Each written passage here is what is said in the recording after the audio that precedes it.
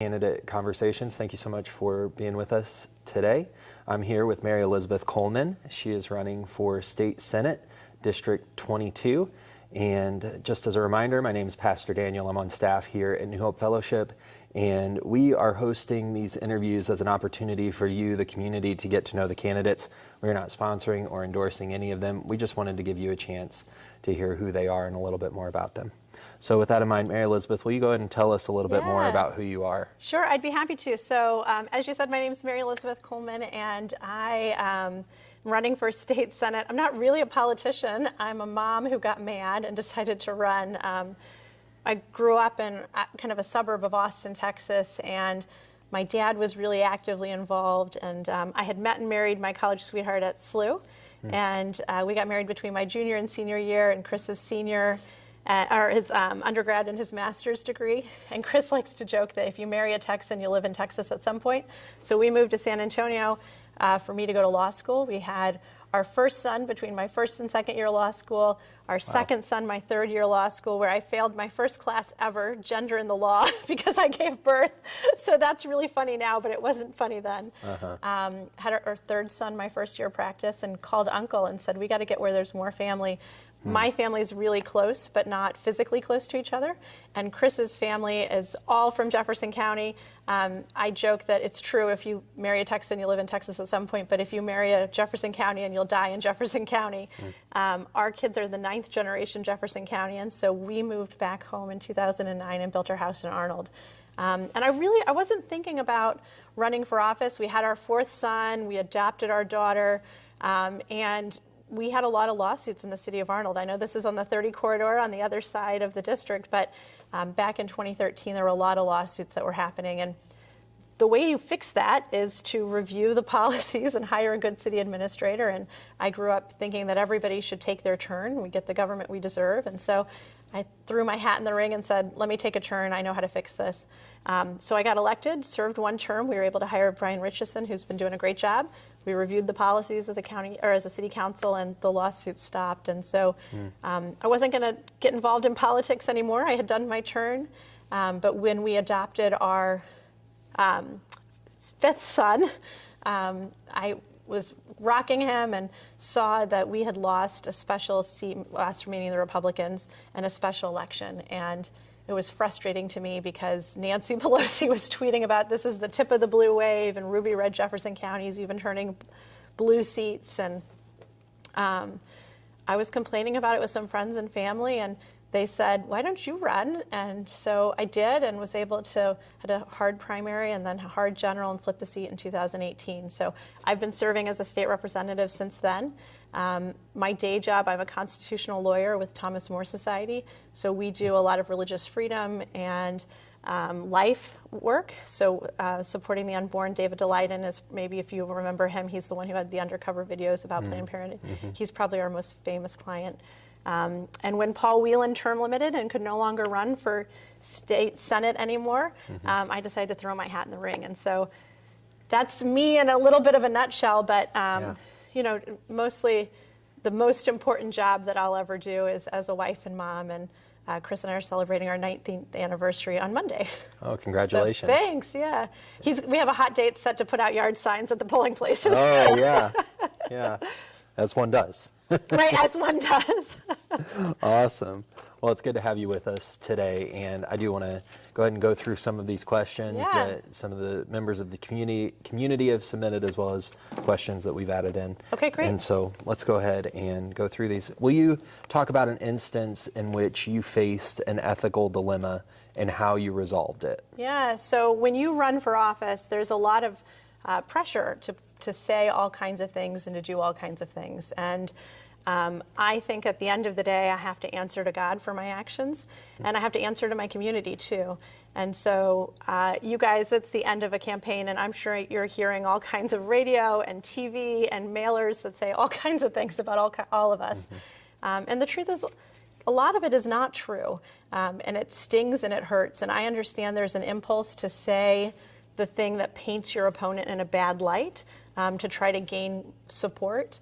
But I have a beautiful family, and I'm setting an example not just for my children, but for the rest of the children in Jefferson County. So I made a decision not to go negative in this campaign, and I've encouraged anybody and everybody, to the extent legally I'm allowed to only say positive things about why I would best serve, rather than say anything negative about anybody else. I think it's really unfortunate that politics has devolved into such a nasty thing. It is sad. But we have to take ownership of it, right? And Right. so it's not Right. just that it's sad, it's that those of us who, there's a reason people go negative, it's because they think it helps them win votes. Right. And even if I were to win the Senate seat, but I were to lose my soul in the process, I would have lost. Right. Yeah. Absolutely.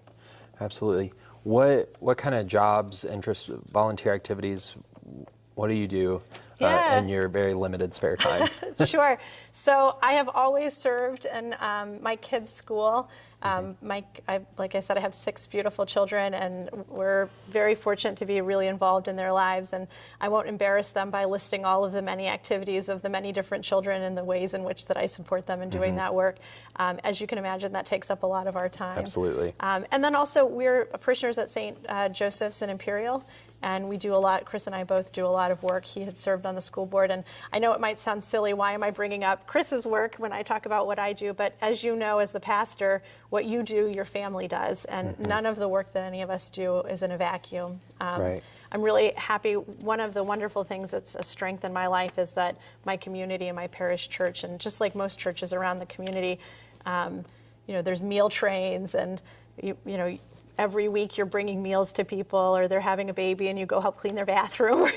This is living life together and in community. Those are a lot of the ways in which that I'm involved. But then professionally, working for this public interest law firm, Thomas More Society, so that I'm fighting for religious freedom, for life, for those values that really matter. And then I'm an avid reader, so Okay. I read about 50 books a year. Wow. And so if anybody has any good nonfiction, typically I like political thrillers for fiction, and hidden biographies for nonfiction. Sure. Awesome. It seems like you maybe were ahead of the curve, but it seems like in the last couple years, I really think since COVID, people are more interested in government than at least I can remember in my lifetime. Why do you think that is? Yeah, I think because we see the way that the national conversation is turning, and it's so negative, and it doesn't represent, I don't think, the values of this country or the values that most people have in our community. And so when you have leaders who are hitting each other or focused on things that don't seem to matter, we have an obligation to get involved. And I think that hit home for people in a real way, in ways that it hadn't before in COVID. So whether you were a family that sent your kids to public school and you just assumed that the school was teaching your kids the way that you were taught, and now you saw firsthand the kinds of things that were being taught in your kids' school and you didn't support it. Or, you had businesses that were being shut down. And people were saying, whoa, the government can just shut down my business? That's nuts. Or can force a vaccine despite my religious beliefs against having one. I just think that the consequences because of COVID got higher, and the tone has gotten so bad that people are focused in ways that they haven't before. Sure. And I think that's a good thing, right? I mean, Absolutely. the more of us that are involved, the better.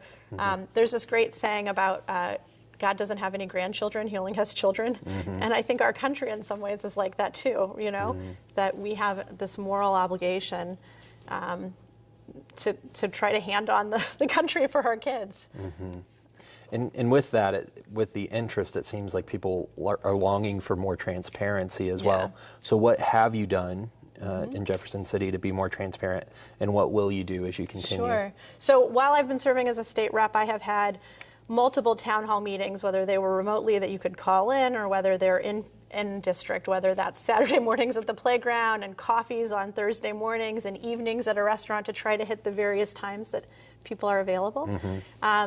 My cell phone number is public for anybody and everyone. It's 314-629-4980. Call me, text me, ask me a question. I think that if you're going to ask people for the trust to be their representative, you have to be really accessible. So those are some ways in which that tangibly I've been able to make myself more accessible. I've also on behalf of some clients, sued our institutions in the county that have not abided by our sunshine laws.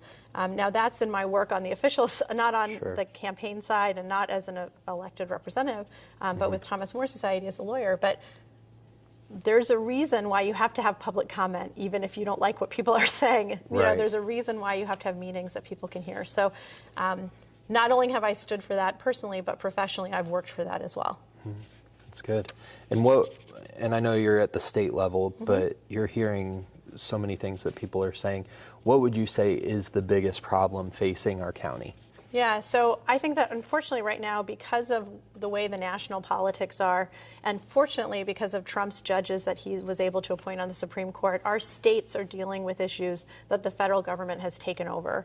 And so because of Biden's failed policies, we're having to deal with issues that never before. So our border crisis is now a crisis for every state, and we're dealing with that in Jefferson County in a real tangible way. We have the second most number of fentanyl deaths in the state, even though we're not the second largest county. That's because of Biden's failed policies to protect the border. So we have to, as a county, be able to do everything we can to stop fentanyl from entering into our communities, and a big part of that is by supporting and strengthening the border. The other thing is our tax policies. We're going to have to be able to say, you know what, we're going to live within our means. We're in a recession, and we found out today 2 quarters, whatever they want to redefine it as. Right.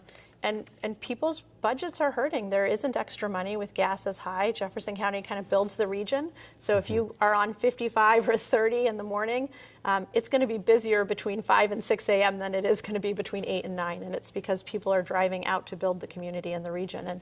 And so we have got to make sure that at the state level that we're supporting reduced spending, and trying to make sure we're looking at our tax policies so people can keep more money in their pockets. And I know you were asking about Jefferson County specifically, but I can think of nothing that's affecting people more than at the door when they're talking to me and they're worried about these failed national policies that are really hurting people. Right.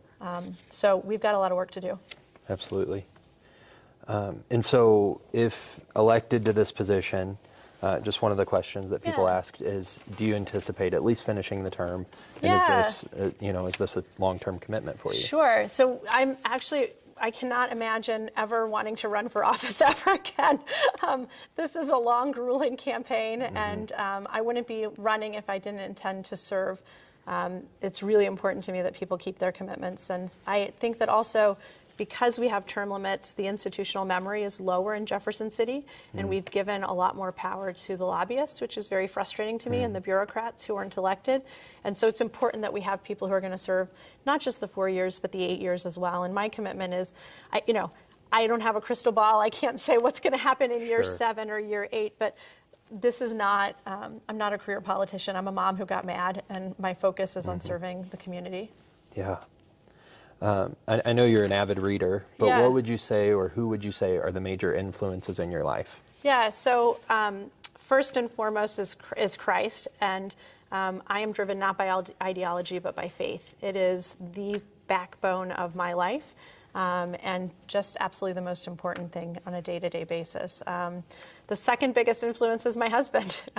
Chris and I have grown up together. We started dating when I was 18, and we've built an incredibly beautiful family together. And I don't know if you feel like you have this in your life and in your marriage, but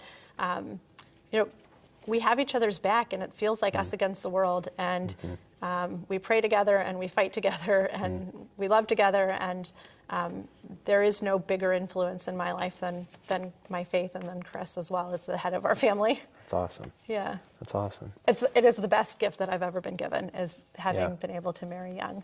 That's good. Yeah. That's good. And then will you again, and I know you've already talked about this, but will you reiterate why you want to serve our community, our county in this role? Yeah, so Chris's family has been here since 1821. I'm the requisite fresh blood to Jefferson County, but my kids are the 9th generation, and I want to live down the street from my grandchildren. And right now, Missouri's biggest exporter is our children. We have got to build a strong economy that keeps our kids here in Jefferson County. I'm sorry, you can't tell me there's anything more beautiful than driving New 21 down the middle of the county. It's beautiful. It's just stunning. Yeah. There is no prettier place in the state.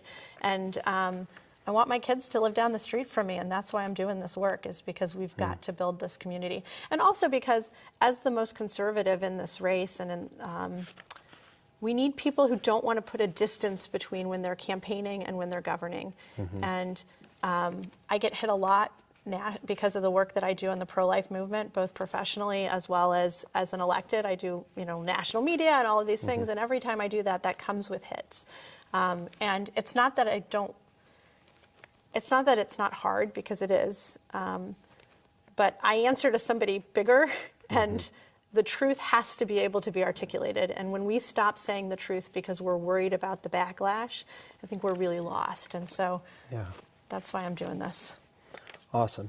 Well, I'm excited that there are people who are serving our community and at the state level, and it's not that it's because they saw a need. And so I've gone through a lot of the questions that I wanted to get through as far as that, but I do want to get into the lightning round. Okay, let's go. And I have to ask, I'm not as avid of a reader as you. But what would you say, aside from the Bible, what book has influenced your life more than any other? Oh, man. Or if you want to give me 3, I'm good with that too.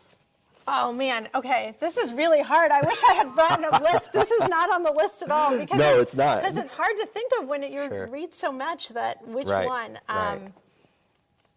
Okay, so I'm going to do the first one as a political book. Okay. So it's called The Story of Jim Wright's Speakership, The Ambition and the Power. And it's a tome. It's like this thick. And it captures better, I think, the pettiness and the hurt of people serving and why people start to behave the way they do. And it's because I think if you get hit so much publicly from enemies, you start to not be able to take criticism or listen to people, because you have to build up such a thick shell that it's hard to stay vulnerable.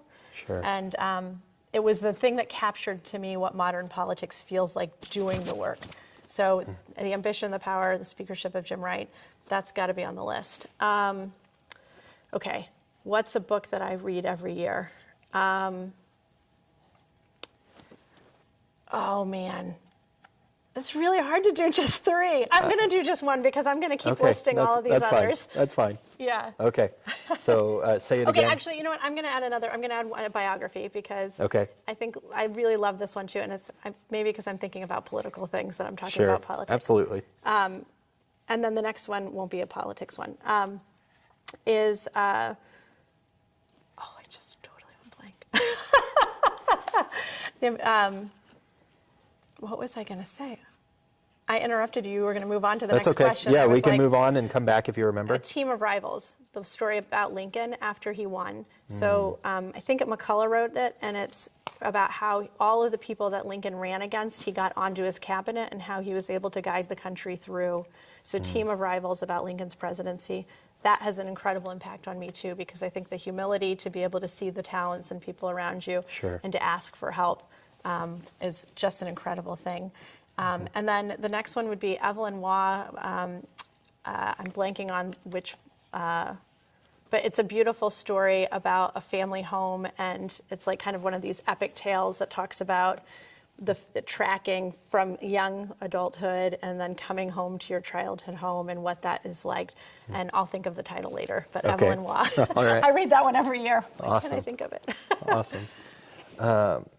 All right, so maybe a little bit easier. Okay. But maybe not. And some of these are silly. Okay, good. What would peanut butter be called if it had a different name? Smush nuts. Okay.